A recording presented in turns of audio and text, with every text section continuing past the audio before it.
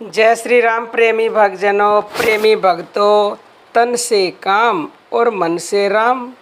बस फिर समझो आपके सारे काम हो गए, बात बन गई, कोई संदेह ही नहीं है। लेकिन प्यारे भक्तों, कई कमेंट आते हैं मेरे पास ऐसे कि तन से काम और मन से राम होना बहुत ही कठिन है। अगर हम मन से राम राम भजते रहेंगे तो हमारे कामों में रुकावट आती है। तो देखिए, यह स्वाभाविक बात है कि इंद्रियां जिस ओर जाती हैं मन भी दौड़कर उसी तरफ चला जाता है।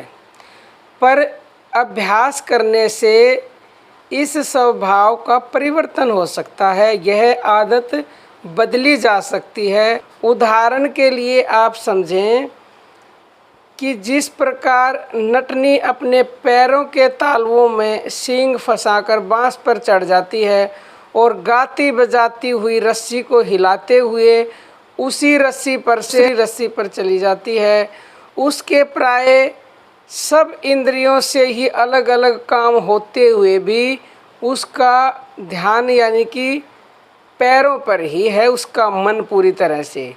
यह उसके साधना का फल है, उसके अभ्यास का फल है। एक दिन में तो उसने ऐसा नहीं कर लिया ना, बहुत ज़्यादा उसने अभ्यास किया है, उसके बाद ही वो ऐसा कर पाई है।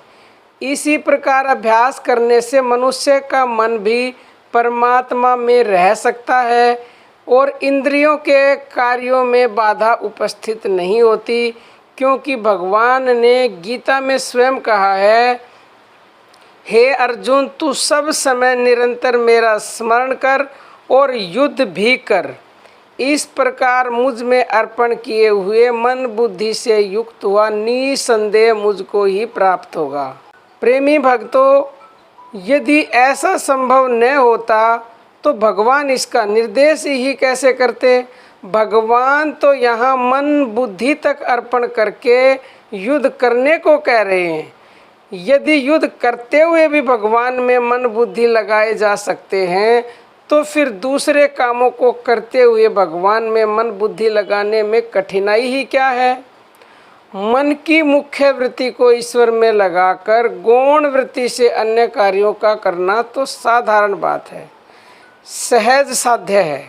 क्योंकि मनुष्यों में अक्सर देखा जाता है कि वे मन दूसरी जगह रहते हुए पुस्तक पढ़ते रहते हैं एवं सुनकर लिखते रहते हैं। अतः इंद्रियों का कार्य मन दूसरी जगह रहते हुए भी हो सकता है।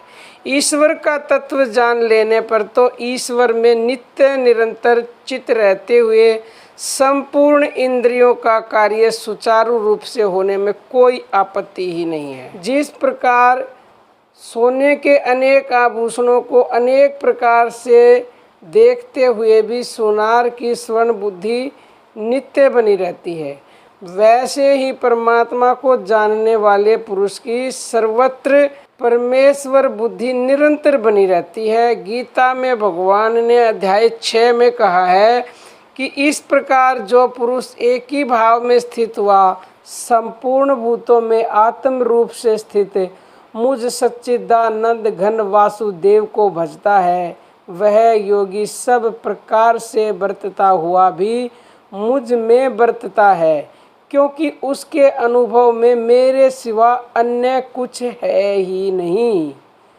तो प्यारे भक्तों, क्या आ गया यहाँ पे फिर से, अन्य कुछ है ही नहीं, यानी केवल एक उसको ही भजो। और कैसे भजो?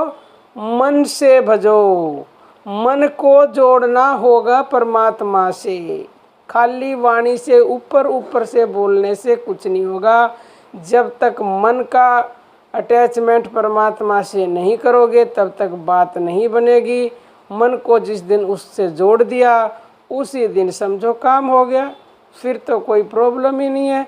और आप निश्चिंत रहें, अभ्यास के बाद सारे कार्य आपके ऐसे होंगे बिल्कुल नॉर्मल तरीके से, कोई दिक्कत आएगी नहीं। और दिक्कत कैसे आ सकती है? क्योंकि आप भगवान का नाम जप रहे हो तो वो तो कार्य सफल होने ही है और टाइम पे होंगे। शुरुआत में आपको लगेगा। तो प्रेमी भक्तों, बस ये काम कर लो, तन से काम मन से राम, फिर देखो कमाल। हर जगह विजय ही विजय है, सफलता ही सफलता है। और फिर क्या आखिर में भगवान ने बोला कि ऐसे मनुष्य मुझको ही प्राप्त होते हैं, तो फिर देर किस बात की, क्योंकि शुभ कार्य में देर नहीं करनी चाहिए। तो मन से अभी शुरू कर दो भगवान का नाम जपना। आज के लिए इतना ही। जय श्री राम प्रेमी भक्तजनों।